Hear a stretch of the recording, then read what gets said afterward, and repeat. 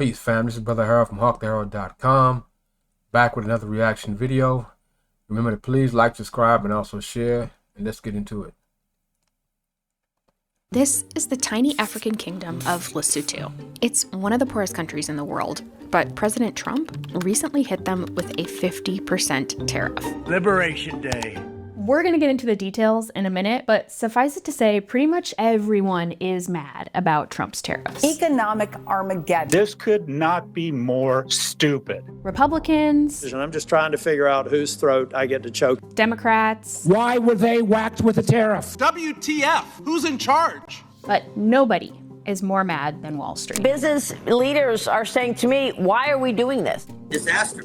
A disaster. There's no question that Trump is taking a sledgehammer to the global trade system, and his approach is definitely going to hurt working families. Like trying to do surgery with a saxophone instead of a scalpel. But it's not like the trade system that we had in place before Trump's tariffs was working all that well for a lot of people either. We have supply chain problems. We have people who are in jobs that they cannot make ends meet. I don't need some expert economist to tell me that it didn't work. It did not work.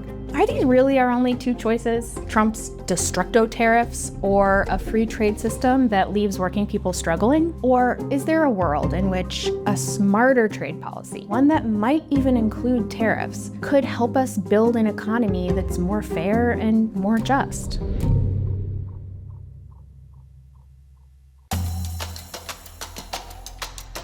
So we're going to start real simple. What exactly is a tariff? So a tariff is a charge that's put on a good when it crosses the border.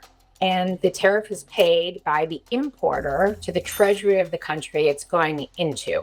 My name is Lori Wallach. I guess you could call me a recovering trade attorney. I've been at the forefront of trade debates and fights for the last 35 years. The way Trump is using tariffs is like a master class in everything you could do wrong to possibly have tariffs be all downside and no upside.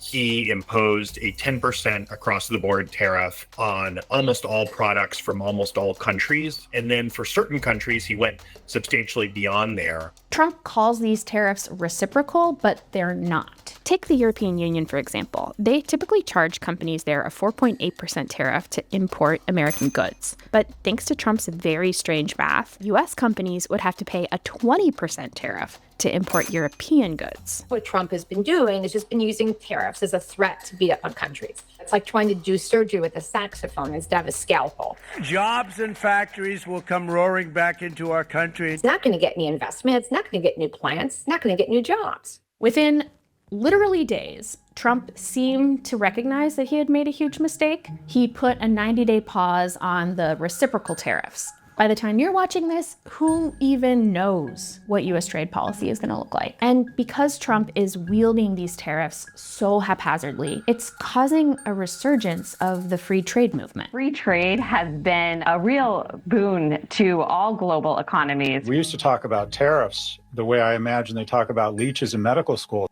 Both Europe and the United States should move to a zero tariff situation, effectively creating a free trade zone. The problem is, free trade is exactly the approach that brought us many of the problems we face today. Yeah, the zombie horde of neoliberal economists who pushed that were wrong. I don't have to guess. We have seen it. It didn't work. It was a terrible bargain. Congressman Chris Deluzio represents Pittsburgh and its exurbs in western Pennsylvania. Look, you drive around a lot of my district, you see the cost of these policies, of what it meant to rip away these factories. The story of America's move to free trade begins after World War II.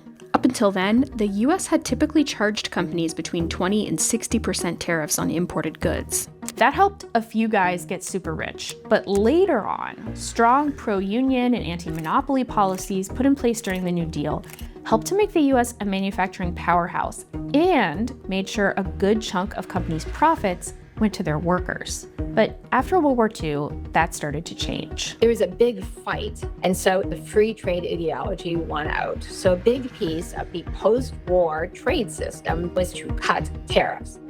By the 1980s, American companies started locating more and more of their production overseas. They also started changing what they did with their profits, shifting away from reinvesting in their businesses. They're running it like an old car. They're going to keep it going. They're not going to put new tires on it. And when it quits, they're going to abandon it. Instead, they returned those profits to shareholders using buybacks and dividends. And in the early 90s, we saw some steep, pretty rapid reductions in tariffs with the signing of the North American Free Trade Agreement. When I affix my signature to the NAFTA legislation, I do so with this pledge. To the men and women of our country who were afraid of these changes, the gains from this agreement will be your gains too. You know, we were all told, here's how free trade works. Some people are going to lose their jobs. We're going to offshore the production. But, you know, we're all going to get better off because we're going to get the benefit of cheaper stuff.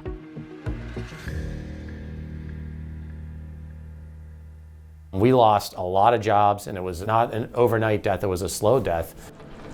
J&L Steel at Aliquippa was an anchor, had more than 15,000 people working. Those were good, hard union jobs. When you rip something like that out, it's not just those 15,000 jobs and how many families. I think the American dream became a little cloudy. It's the grocer, the butcher, the truckers, the nurses, the teachers, the school districts, all of those jobs are impacted. They didn't have any plan for what to do with all these workers getting laid off at auto factories or steel firms. And so they just kind of left it up to the market to figure out. And what we saw is that the market didn't have an answer.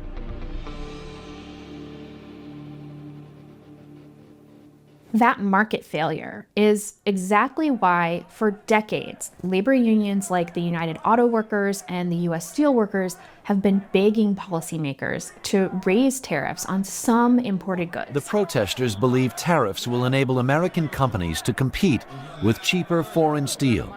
We're not asking for a handout. We're asking just to give us a level playing field, and that's all we really want.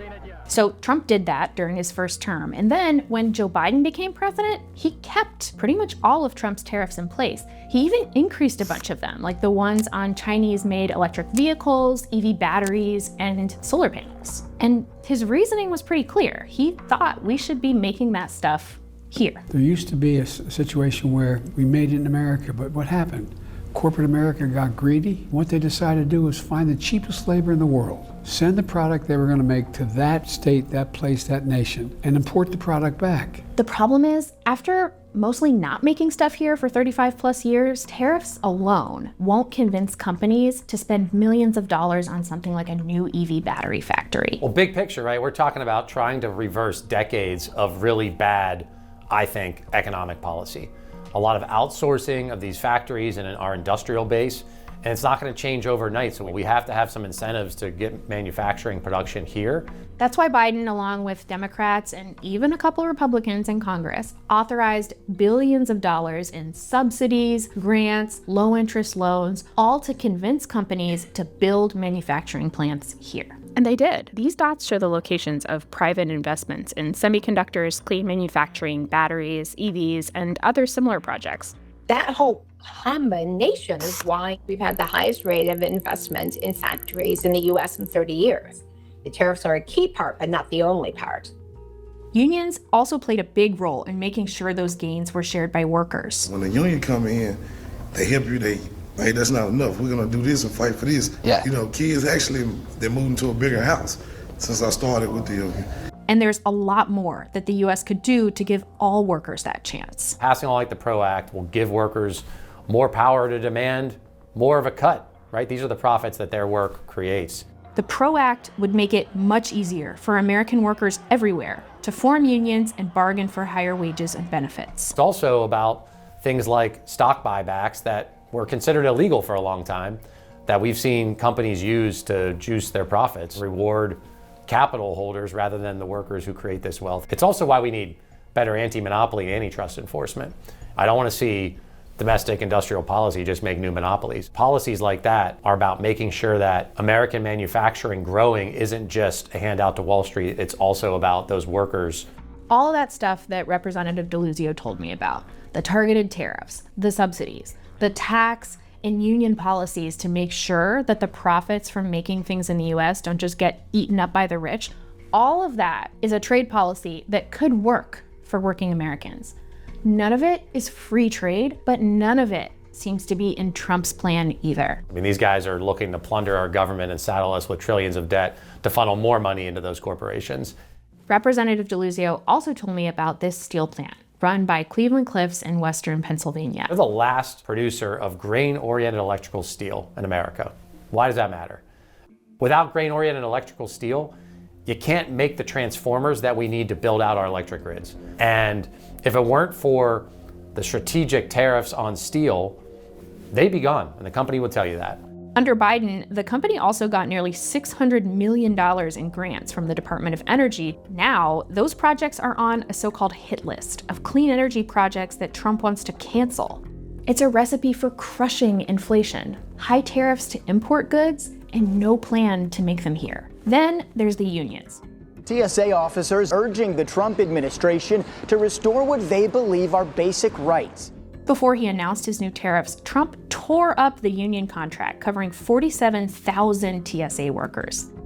If Trump and the NLRB decide that bosses can just rip up union contracts, then even if manufacturing goes gangbusters again, all of those profits are going to get funneled to executives and shareholders, not workers. Just look at Tesla, which could benefit from the tariffs because it makes its cars in the US. But between 2018 and 2022, Tesla gave more than half of its $4 billion in profits to just 5 top executives. And when workers tried to unionize to demand a fairer share, Elon fired them. They fired me because I tried to improve the lives of my coworkers and myself. That's why they fired me, because it wasn't a part of Elon's plan. I know one thing, everyone needs a union. I don't care who you are. You got a boss, you need a union. Bottom line. This is not the world that Donald Trump and Elon Musk want. This is not the world that Treasury Secretary Scott Bessent wants, even though he's out here saying the American dream is not let them eat flat screens. If American families aren't able to afford a home, don't believe that their children will do better than they are, the American dream is not contingent on cheap baubles via from China. This man was a hedge fund manager. This man is pushing a tax bill that is basically a massive giveaway to corporations and the rich. And yeah, he thinks it's sad that Americans can't afford a mortgage, but raise the minimum wage? So you don't think we should change the federal minimum wage of $7.25 an hour? No, sir. Okay. What these men want is a world in which they can hoard wealth instead of sharing it with the workers who created it. If tariffs are high, but unions are dead and corporations are still stockpiling massive wealth, then it doesn't really matter if every single outsourced job comes back to the US. We are all going to be trying to figure out how to eat our flat screens. Leave a comment, tell me what you think. Like, subscribe, and share. Peace.